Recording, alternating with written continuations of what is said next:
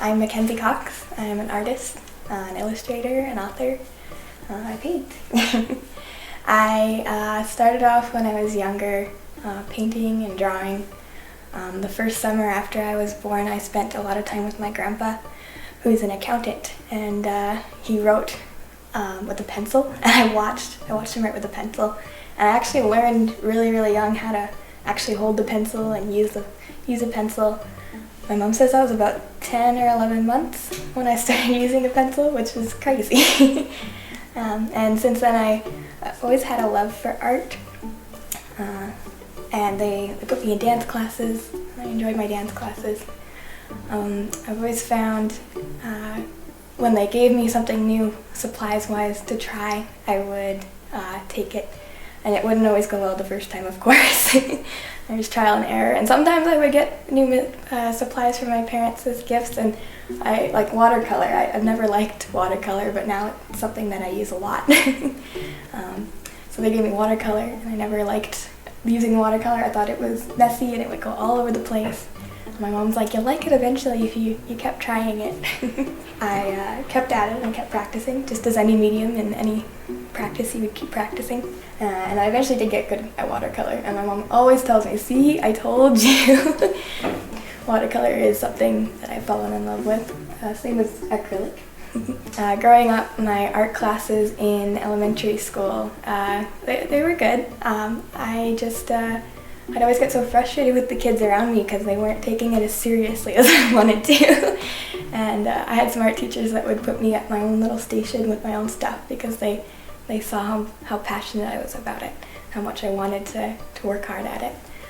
So I had like my own little spot that I would paint or draw or whatever project we were working on. It was all for me, and some of the kids sometimes would be like, why does Mackenzie get her own spot? Her own special seat up at the counter, and my teacher would always be like, well, it's not like it's a special spot, it's just a quieter spot for her to work and focus on what she wants to do. Growing up, my parents saw that I really liked painting and drawing, and my mom has a love for textiles and sewing, and she taught me how to crochet and sew. I haven't taken it as much as she has. My dad's always been into the digital design and Photoshop, and it's kind of where my art background comes from. He can draw pretty well too. Neither of them have really taught me, they kind of just let me run with it. And when I came with questions, they'd give me their answers, their opinions, they're really supportive parents. I'm really appreciative for them. Getting into middle school, I was developing my art, and my mom bought me Copic sketch markers. And those Copic sketch markers are alcohol-based markers, and she only bought me, I think, 10 of them, one of each color, and then the blender, and I really took to those. I really loved those. Those were my favorite medium for a long time.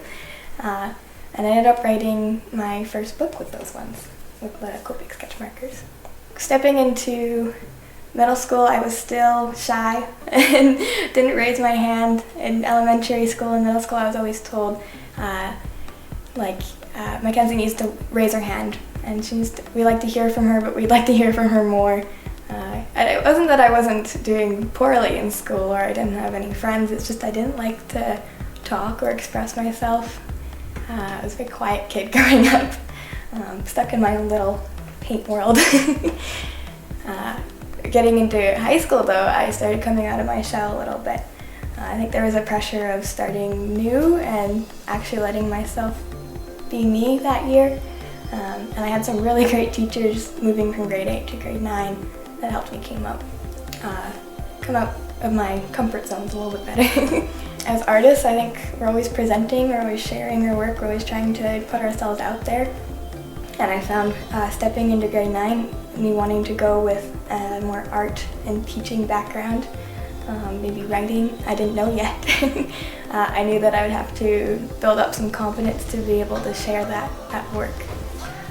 So throughout grade 9 was like an experimental period of my personality. It was fun, and I finally let myself go.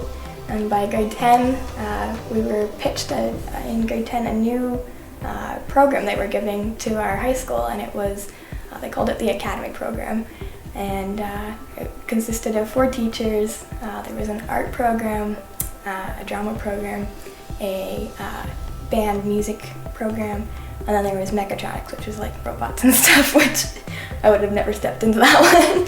But they pitched that to us, and they said, we've never done this kind of program before, so you'd be our first kids to try it out and see if it works. So we all kind of knew that we were being guinea pigs in a sense. And so I decided that the Art Academy sounded really good. They were pitching us 2 hours of that class every single morning for the whole year, instead of running with the same option courses and curriculum. And that would get us extra credits because we were working solely in that class for the whole year. And we got one-on-one time with that teacher, and we got to work with the other academies on certain projects. Like we did Romeo and Juliet in English, and then we took that English lesson from Romeo and Juliet, and we put it into where the art kids are taking the videos of the drama kids acting out Romeo and Juliet. And then we made like stop motion videos of the Shakespeare story from English, which was really cool. So the program ended up going really well. The first half of the year, first semester, we work on projects that our teacher gives us, and we incorporated it with our English, and then we would go into the second half of the year where we were focusing on coming up with our own project and going into our passions and what we each individually liked. And I came up with, it took me a little bit actually to figure out what I wanted to do. I wasn't sure. We had made websites, I had a little bit of a portfolio of stuff that I had done throughout the year, but there wasn't anything that I had done like this stuff before, where it was like a series of paintings that I had done or a book or something. And my art teacher said, well, he's like, you've mentioned you want to write books and you want to illustrate, and he's like, why don't you think about that? And so I dwelled on that for a little bit, and I came up with, well, why don't I illustrate a book, a children's book? And he said, that's a great idea. And so for the next 8 weeks, I sat in my art class illustrating my first children's book. And it's called When I Grow Up. And it's about dreams and talking about how to find those dreams, and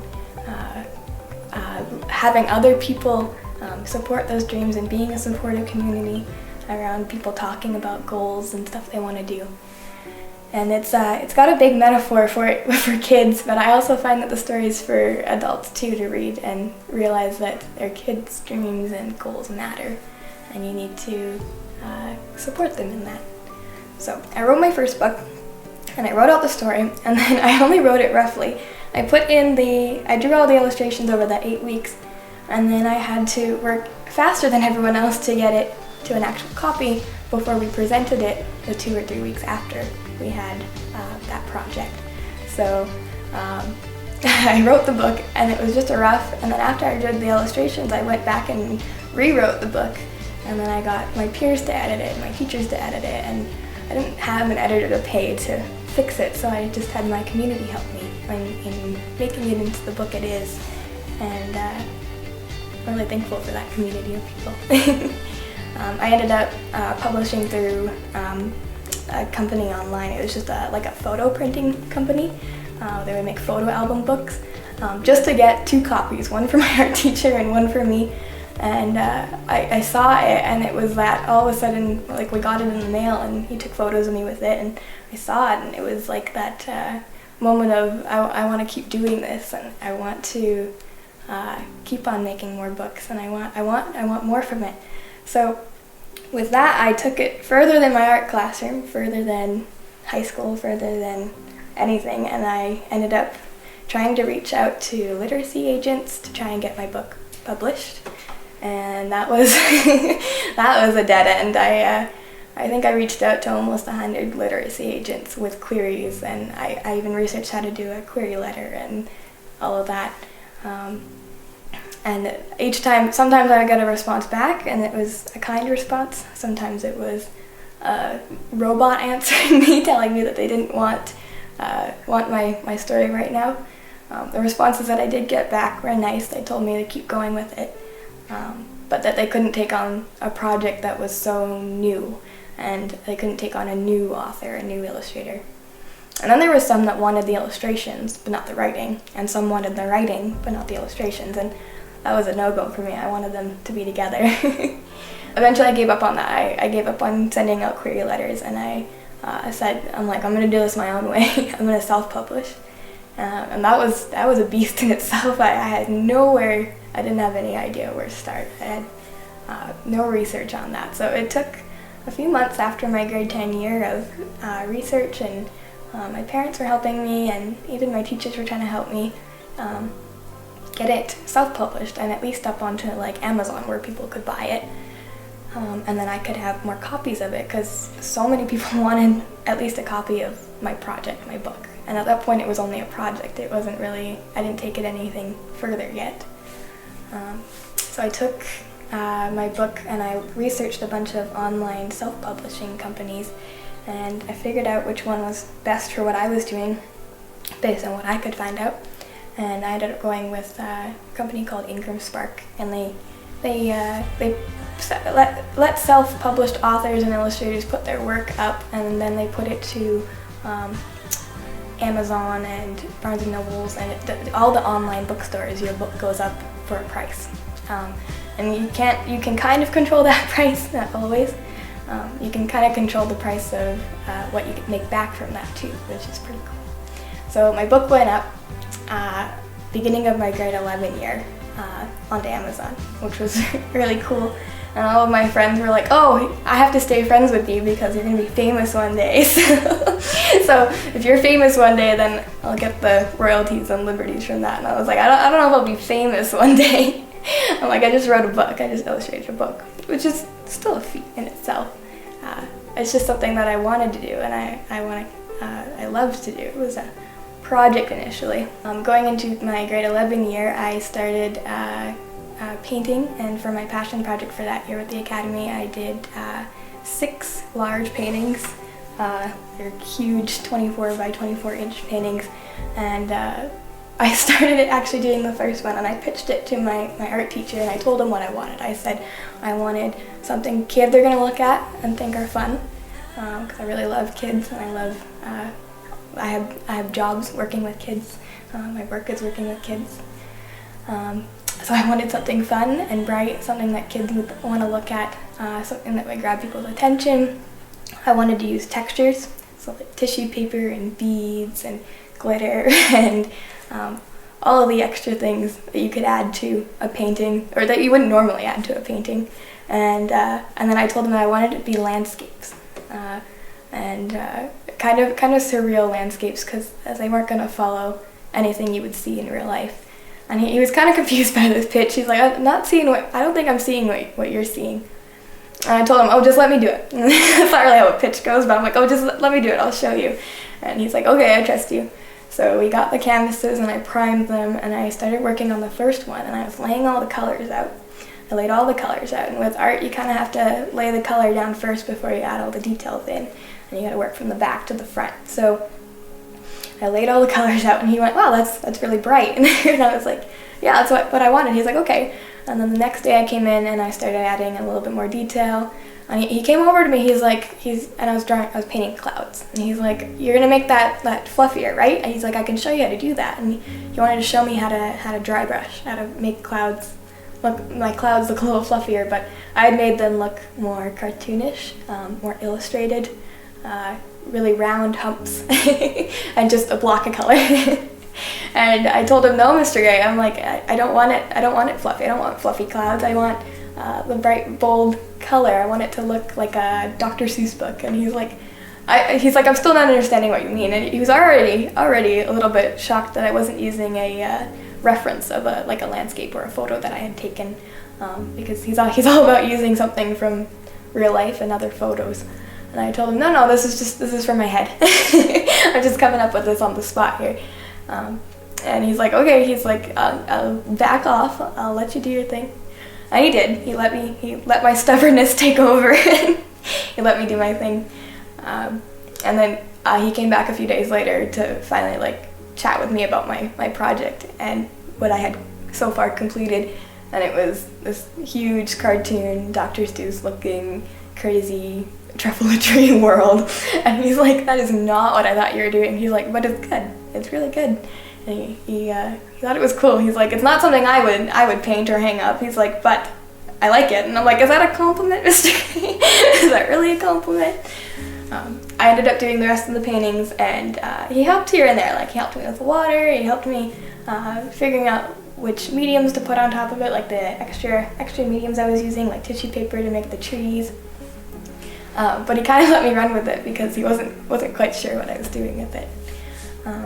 I ended up doing 6 paintings in 8 weeks, large paintings. There was some time where I had to take it home and put the extra glitter and beads and tissue paper on it. Well, Mr. Gray learned how stubborn I was that year. And I think in a way artists kind of have to be stubborn. I think most of us each have stubbornness in us to at least defend our work. I know in the art classroom in high school, everyone had a little bit of stubbornness in them to at least push back on what they wanted and try and strive for what they wanted or what they were envisioning, because as artists we see it before we make it, right? So it happens in our head before we make it. Moving into our showing that year, we did a gallery that year. I hung up all of my paintings in a row along the walls of my school, and there was 6 large paintings.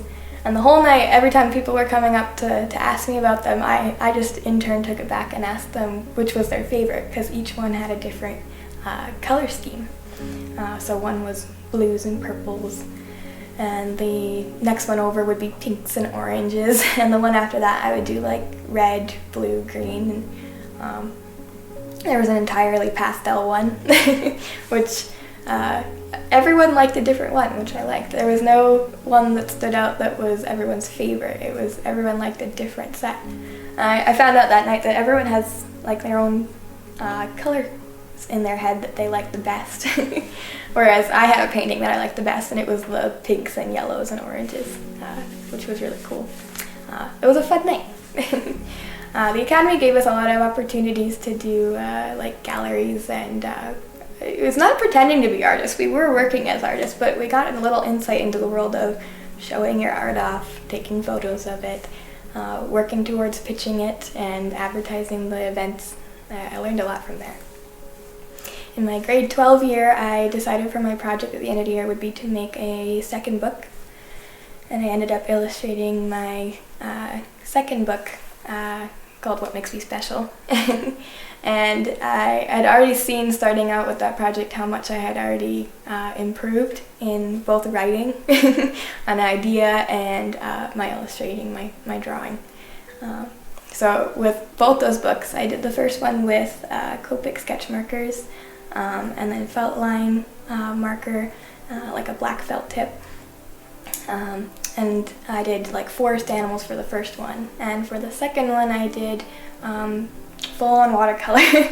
And I had told my art teacher and my mom up until this point that I did not like watercolor and I could not do watercolor, and it was my enemy, it was my challenge. I ended up falling in love with it because I forced myself in that project to work with it and to try and succeed with it. And it ended up turning out really, really good. It was a lot of hours of separate drawings that didn't make it into the book, of trial and error.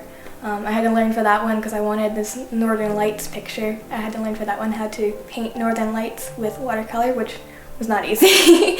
And I know I could still keep working at it for that part. I learned a lot with that project, and I love my second book simply for the fact that there was a lot of learning in it.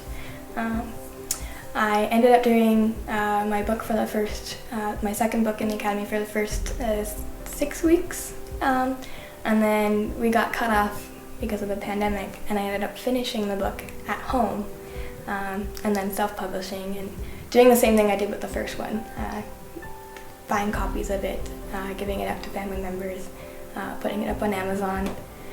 And that's what I spent my first bit in the pandemic doing, was publishing a book, so wasn't anyone stopping me doing that.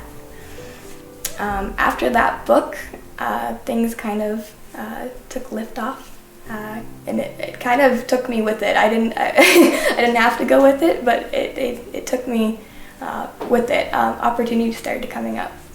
Lots of opportunities.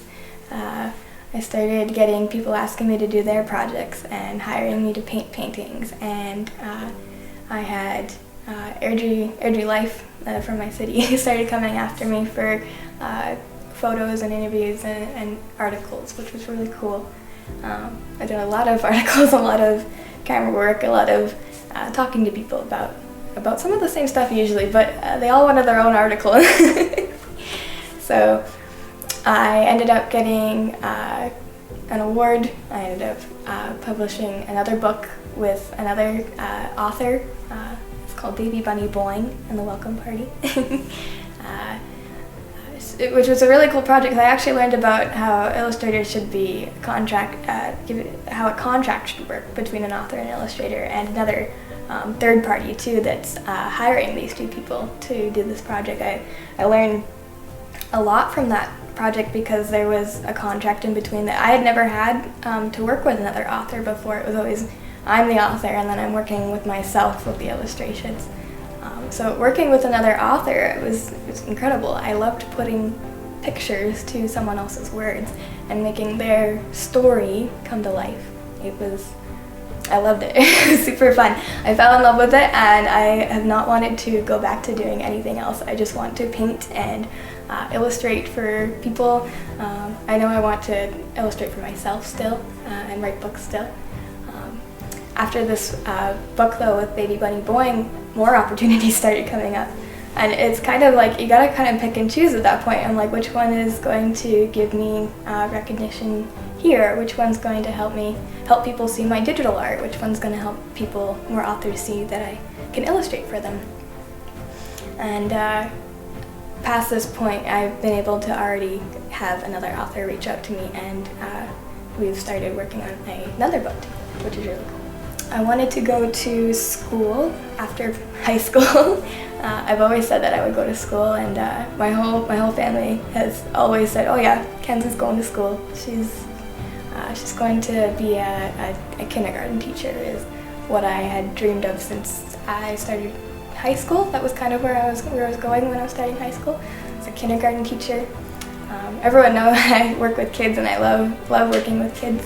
So with the kindergarten teacher, I kind of went a different route after all of this started spiraling. I decided that maybe teaching under my own curriculum or teaching under my own lesson plan in a way would be better.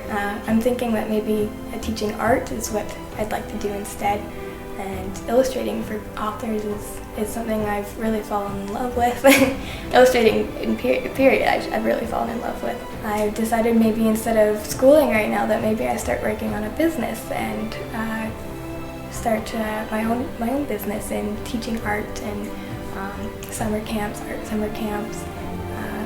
I think one day I'd like to have a studio that I can teach kids in and just have fun in, play with paint, have a space to work. Right now I'm in my parents' kitchen. This is where I work. I work in my parents' kitchen. And that's a really good starting point, to be in a safe place that they let me create and do my thing. They don't mind the mess usually. It can get a little crazy. I know my mom one time, she told me not to wash my paintbrushes in the kitchen sink, so in the bathroom sink was better. So I went and washed my brushes and everything and cleaned up after myself like I'm supposed to. Washed it out in the sink, and the next day she said I had painted an owl. Painted this guy.